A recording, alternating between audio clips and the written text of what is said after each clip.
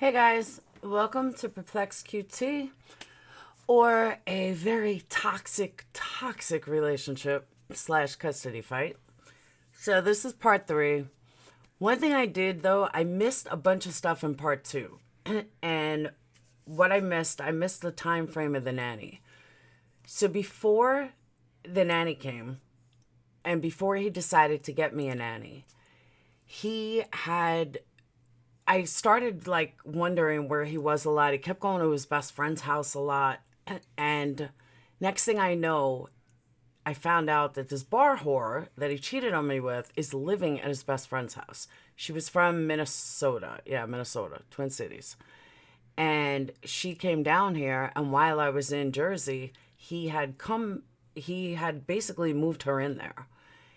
And so every time that I thought he was going to his best friend's house, she was there. So I didn't find this out till later. But after dummy me decided to work things out with him, he told me she was gone, she was finished, he was finished, blah, blah, blah. So he gets me a nanny to make life easier on me. And that happened, I want to say in September of 2009. And around October 2009, I hope I get my dates right, but around October 2009, things were starting to be okay. He was working out of town. He got a trailer where he was working. It was like 4.5 hours away. And, sometimes he'd be like, oh, leave the kids with nanny, come up here for the weekend. But that wasn't going to happen. Of course I was going to take the kids with me. So, he really started to, I don't want to say maneuver his way back in, but he really made me believe that this was it. And really, he told me that, if I want to make this work, I need to get over it, and that he cheated and that it's done with, and just get over it. But it's not that easy. If somebody cheats on you, you're devastated. Like, how could this happen? But finally, I decided, you know what, maybe he's right. My parents both said it, he's right. If you're going to forgive him, then you have to forgive him all the way. And you have to learn to build trust again. Why I forgave this man, I don't know. Now, in between this, there were fights upon fights upon fights. And I don't mean like yelling fights. I mean throwing fights and hitting fights. Not him hitting me hitting him. Hitting fights and not trying to understand, like, how could you do this to me? Why would you do this to me? Looking at a brand new baby who was, Dayton was about 1 at the time, 2. Yeah, he was born late 2007. So he's not even 2 yet. And things started getting better. Sex was better than ever, which I don't know if anyone has ever cheated, but if you make it work, somehow the sex seems to be much better. And things were really starting to get better. Around, I want to say November, he started acting weird, and I didn't know why. And I was like, are you fucking cheating on me again? He's like, no, I'm not cheating on you, blah, blah, blah. Fine. And, the nanny was watching the kids. When I went to work, I would go up there to see him like every other weekend with the kids, or he would come back home. And we started really working things out. We started, talking again. We started communicating again. But I started noticing changes in him. And where most people would notice he's kind of off, he seemed more normal. I don't even know how to explain it. He just seemed more normal. He seemed more caring about me. He seemed more caring about my needs. Like, he really was everything that I've always hoped he would be, and like everything I always wanted. So this went on for about a month. And every time he came home, he was really happy. And he was playing with the kids, and he was just really great. And I totally fell in love with him all over again. And I really believed that this girl was gone. He would call me, 30, 40 times a day. I love you. Wouldn't hang up the phone without saying I love you. And I really fell back into the routine of trusting him. Biggest fucking mistake of my life. Around December, I was telling him I want to get, computers for the kids and all this other stuff. And he was like, all right. And he found somewhere up there. And I went up there. And I was staying the week up there, I think. Yeah, because I was there for more than just 3 days. And he would leave periodically. And of course, me being that, he just cheated on me a few months ago for the whole summer, I'm not exactly trusting him. And I would check his phone, find out what the fuck he was doing. And I forgot a big part though. Over the summer, when I knew he was cheating, I actually broke into our phone account online. We had US Cellular, and I created an online account. He was clueless about the internet back then, so I got away with a lot of shit because he would never even knew how to use a computer. He barely knew how to use a smartphone. And I got our US Cellular records, so I knew who he was calling. And I checked it all the time. And this was like in August, September. So then all of a sudden I noticed the phone calls were gone. There were no calls to this number. That was her number. So that's when I started to let my guard down. He didn't know I had this online account. He never did. Then, fast forward back to December. I noticed he was acting weird. And I checked the phones and he wasn't cheating on me, but there was an unknown number on there. I said, whose number is this? He's like, how do you know that number? I said, whose number is this? My friend Pat. I'm like, well, I want to meet Pat. So he was like, that's fine. And he was working that night, and I was at the trailer with the kids, and he came home early. He's like, hey, you want to get high? What are we getting high on? Thinking like he had ecstasy or something. And because I had already stopped cocaine at this point. And he says, no, I got meth. I ain't fucking doing meth, you psycho. He's like, come on, it'll be great. So I said, fine, whatever. So we did a little. Best sex ever. You couldn't ask for better sex. It was like better than ecstasy. It was better than everything. So then we both started doing it. And then I met Pat. And what I didn't know was Pat was making meth. So when Brad started to change, it was because him and his buddy were making meth. Names have been changed, by the way. And I just couldn't believe that he was like making meth. I mean, he's making over $100,000 a year at his regular job. Why the fuck are you making meth?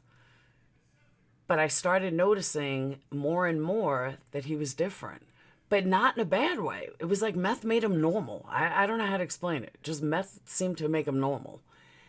And he was loving and nice and everything. So one night, after the most incredible night I think I've ever had in my entire life, he had come home and we were talking. I don't remember exactly what we were doing, but we were talking about this really, really long conversation about love and life and, our future and everything. I went to bed. I was so happy. Like, I just felt so secure, so happy, so loved.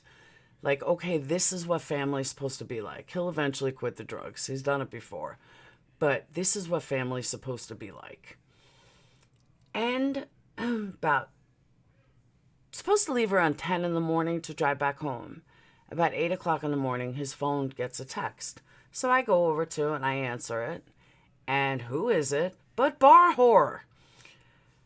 And said something like, wish me luck in court. I was like, you motherfucker, you're still talking to her?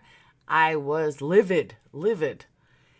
I threw something at him. I'm like, you're a piece of shit. Here we go again. Just when I thought I could trust you. And he grabbed my hands. He's like, it's not like that. I haven't spoken to her in forever. Stupid me, once again, fucking believes him. Because now, mind you, I did have the phone record. So I thought for sure, all right, I'm cool. So I said, all right, I'll give him another chance just because. I don't remember what happened in between here and there, but sometime around January. I think it was right after my birthday. Now we're in January of 2010. He had started coming around more, started coming home more, and I still really didn't totally trust him. But it was more him coming to me, not me going there. And I would say to him, like, how come you don't want me up there? Oh, this shit, what's going on with Pat, blah, blah, blah. Okay, I understand, I get it. So, and I didn't want the kids around it either. I mean, obviously. So, all of a sudden I noticed he had a second phone. And I don't even remember how I found out, but I was like, why do you have another phone? Oh, because I needed it for work or something. Brad, you don't work with another phone. So that's when I knew something was seriously up. Oh, it's for Pat. Everything was Pat, Pat, Pat, Pat, Pat. Sure it was, Brad. But he was very financially supportive, and I kind of looked the other way on a lot of things. I believe that, okay, this was drugs.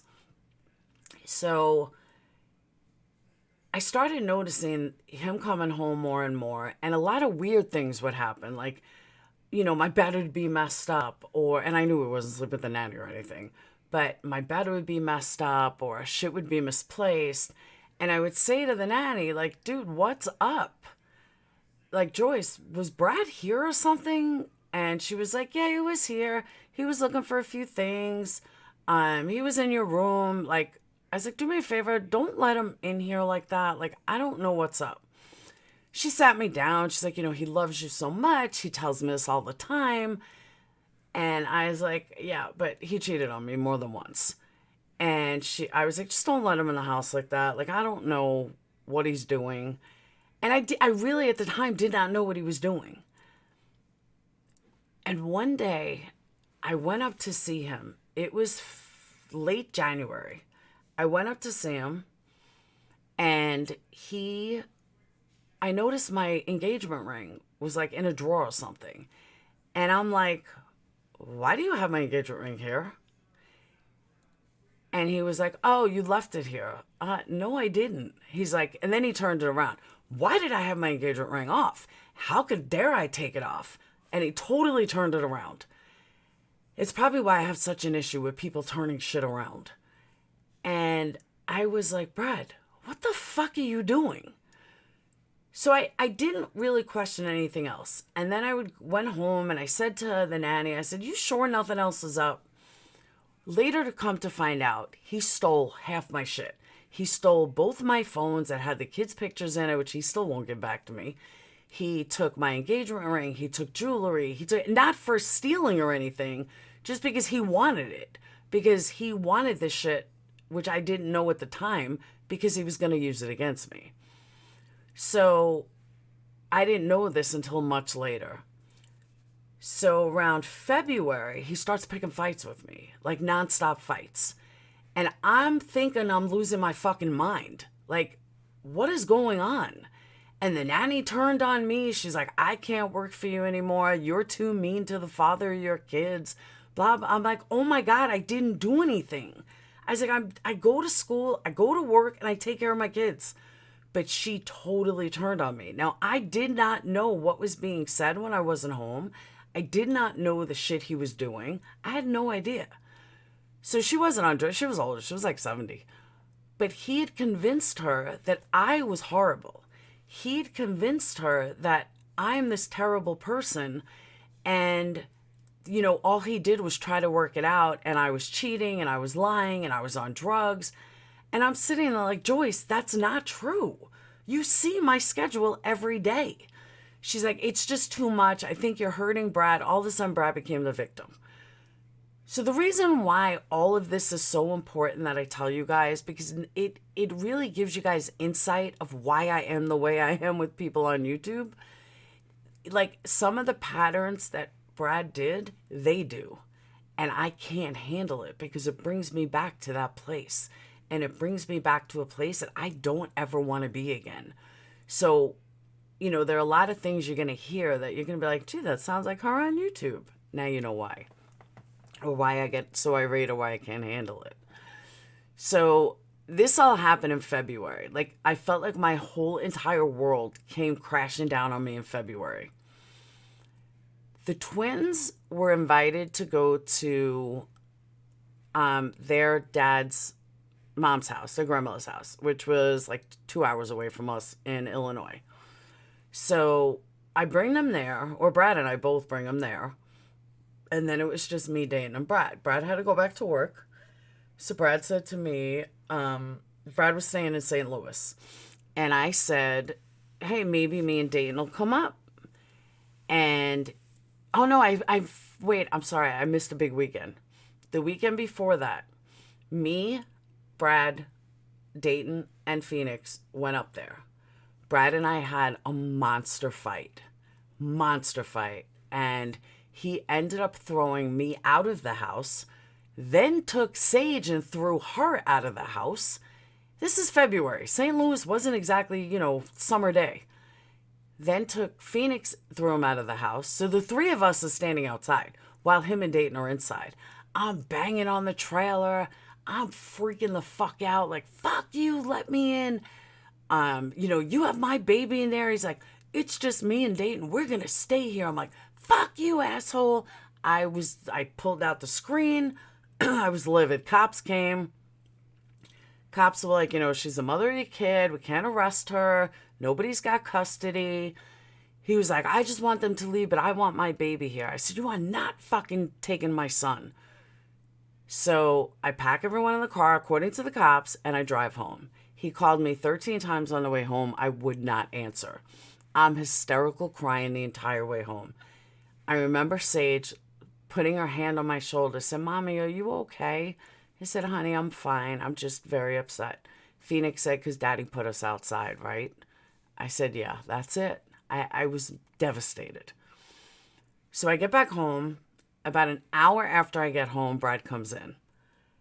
I'm so sorry. And it was like 4.5-hour drive. I'm so sorry. I didn't mean for that to happen. So on and so forth. But meanwhile, we both got like these warning tickets or whatever. So that must have been in January. So a couple of weeks later in February, we drive the kids to Illinois. And I had told Brad that I would come up there with Dayton. And he was like, no, it's not a good weekend. But I had to go up there for the police or something. Like, I don't remember why I went to the police, but I did. I don't know if it was to follow up with a report or I was filing a report. I don't totally remember. But I go up there and he didn't know I was coming. And it was just me and Dayton. I got a hotel at the Arch and I stop at his trailer and he won't let me in the door. And Dayton's sleeping in the car. I said, why can I not get in the door? He's like, oh, I'm babysitting for a dog. Brad, I don't care about a dog. What the fuck are you doing? And all of a sudden, out of the corner of my eye, I see long brown hair. I smacked him in the face. I said, I fucking hate you. Don't you ever come home. Don't call me. I don't ever want to see you again. You can't do that. You have my son. I said, you obviously don't care what the fucking whore you're sleeping with. So me and Dayton left, had a wonderful weekend at the zoo. We had a great time in St. Louis. Drive back home. He's called me 100,000 times. Now, I was like, fuck you. I hate you. Don't ever talk to me again. I go to Illinois, get the twins, come back. March 1st, I get a knock on my door. And I open the door and I said, hey, this guy's standing there. I said, hello. He said, are you Laura McAloney? And I said, yeah. He said, here, I have papers for you. And I open it up and it's custody papers. And I call Brad. I said, you motherfucker. He was like, well, you left me no choice. You told me you were never going to let me see my son again. I said, I hope you fucking die. Within 2 days, cops were at my house. There was a restraining order on me to him. That was broken. That was my first CPS call from him. And within the first 2 weeks of custody, there were, I believe, 5 cop calls, 2 CPS calls, and a partridge in a pear tree. And I remember the first visitation, the first weekend, because everything was set up, moved pretty fast. The first weekend, he didn't come alone. He came with this bar whore to pick up our son. This was the first time my son was ever going to meet him. So, meet her. So, I'm going to leave it at that. I will say, I do have some good news, though. I did reach out to the bar whore. I don't remember who told me to contact her. To be honest with you, every time we've ever spoken, basically all she says is, fuck you, bitch, and die. So, I didn't think I was going to get anywhere. And I sent her a text and I said, look, dude, I don't know where Brad is. I said, can you please give me his phone number? Dayton is devastated that he doesn't know where his dad is.